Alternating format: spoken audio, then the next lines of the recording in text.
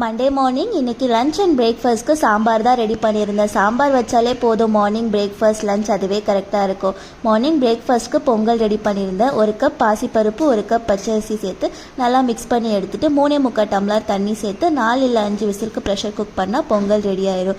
எந்த கப்பில் பச்சரிசி எடுக்கிறீங்களோ அதே கப்லேயே பாசிப்பருப்பு எடுங்க, அப்போனா குவான்டிட்டி கரெக்டாக இருக்கும். அண்ட் இந்த 3.25 டம்ளர் தண்ணியும் கரெக்டாக இருக்கும். 4 இல்லை 5 விசிலுக்கு ப்ரெஷர் குக் பண்ணி எடுத்துக்கோங்க.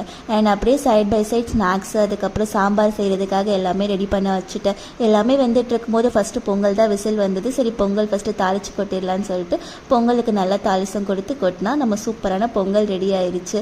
நல்லா டேஸ்ட்டாக இருக்கும். நல்லா நெய் கொஞ்சம் அதிகமாக சேர்த்து பண்ணுங்கள். அண்ட் அப்படியே சாம்பாருக்கு எல்லாமே ரெடி பண்ணிகிட்டு இருந்தேன். யூஸ்வலாக நம்ம சாம்பார் எப்படி வைப்போம், புளி ஊற்றி அதே மாதிரி தான் செஞ்சுருந்தேன்.